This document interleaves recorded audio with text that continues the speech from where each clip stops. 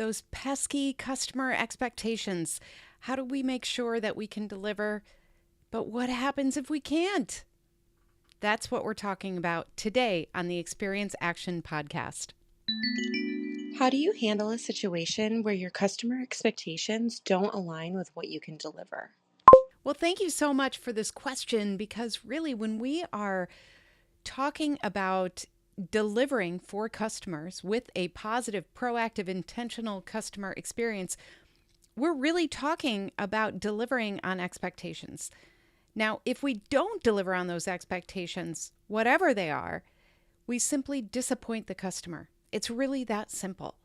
So, one of the most important things in the work that we do is around making sure that the expectations we're setting are the right ones that we can actually deliver on in the real world.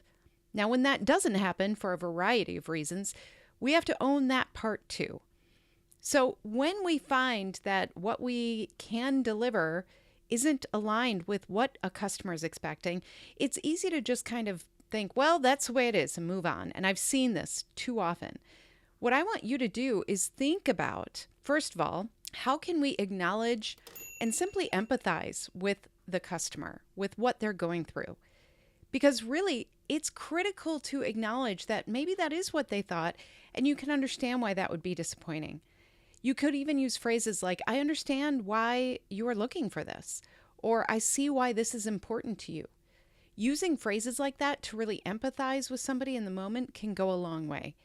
So the first thing to remember is to acknowledge and empathize with the customer. We don't want to simply shrug this off. This is important. And this is something that even if they misread something or misunderstood or just simply had the wrong expectations, we can certainly understand why that would create disappointment.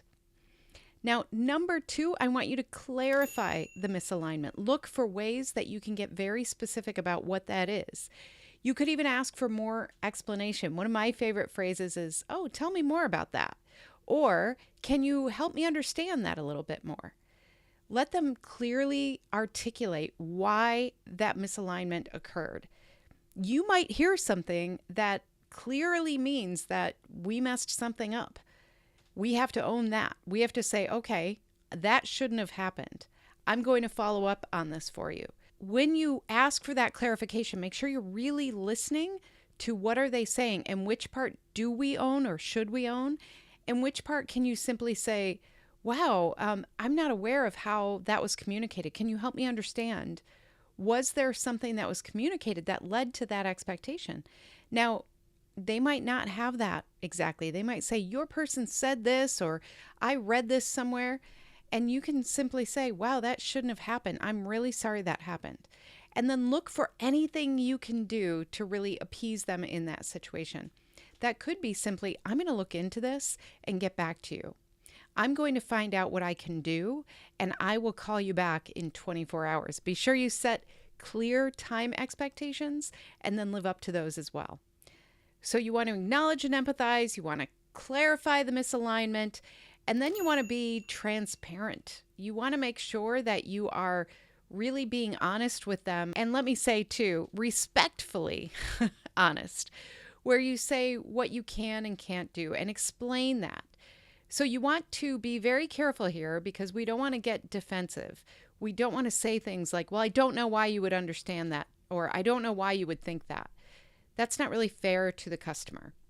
So what we can do is simply say, all right, we might not be able to deliver exactly like that, but let me share what we can provide.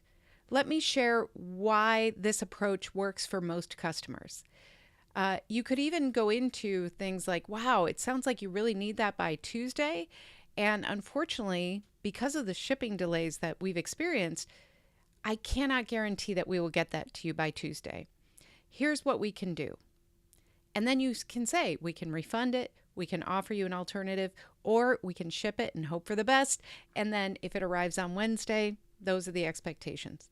So really think about, where can you have a small win with the customer?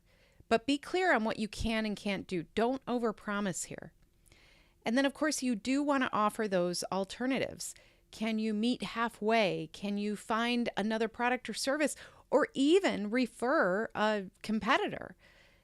Sometimes the biggest way to build trust is to simply say, gosh, I'm very sorry, but we're not able to deliver on that. You may want to reach out to XYZ, or I can refer you to a partner or an external resource. Now, you have to be really knowledgeable about that competitor, about that partner. So be careful, be cautious about when you do offer that as an alternative. But at the very least, we could say something like, well, we can't do this, but we could possibly do this. By working with the customer, you're building that relationship. Remember, your customer relationships are just like any other relationship.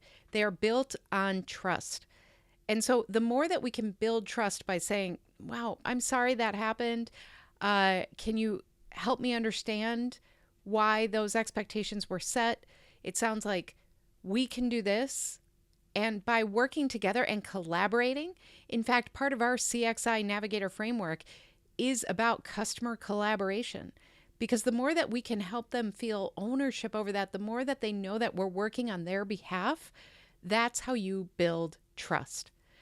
And then, of course, at the end of all of this, you want to make sure this doesn't happen again if you can prevent it.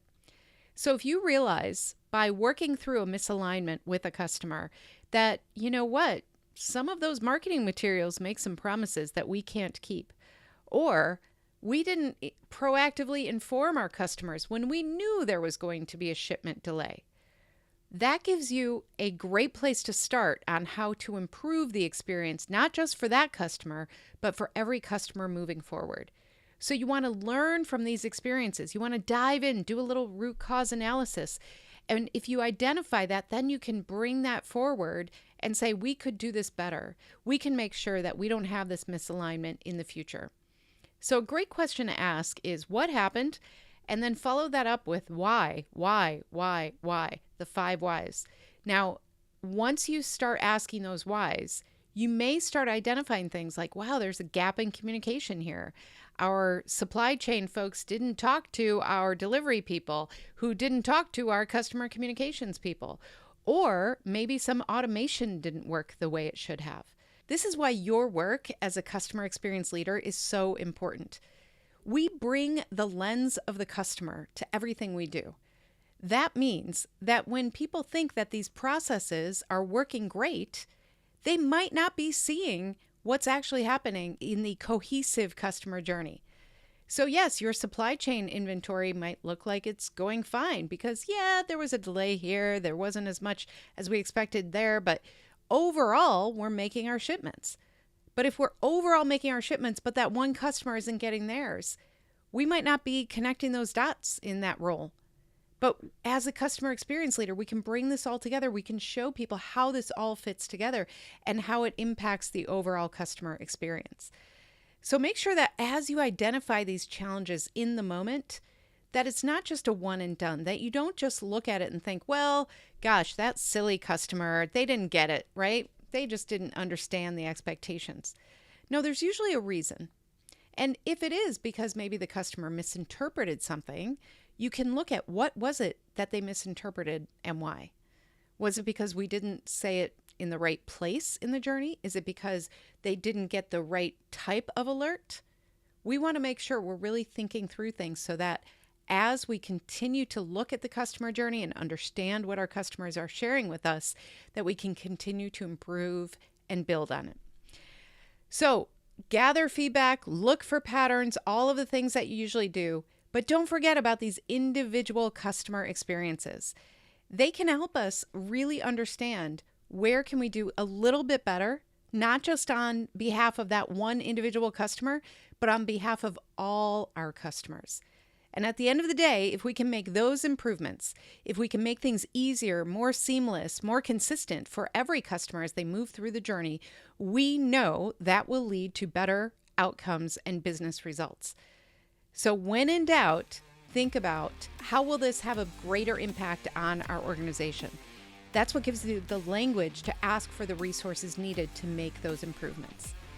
This was a great question. I love hearing from you. Please don't be shy. Leave me a question, leave me a comment, And don't forget, we're also looking for your ratings and reviews on this podcast. If you haven't, as the kids say, hit that subscribe button, let's go ahead and do that too. So for now, thank you for everything you're doing, and I can't wait to talk to you again soon. Thanks, everybody. To learn more about our strategic approach to experience, check out free resources at experienceinvestigators.com, where you can sign up for our newsletter, our Year of CX program, and more. And please follow me, Jeannie Walters, on LinkedIn.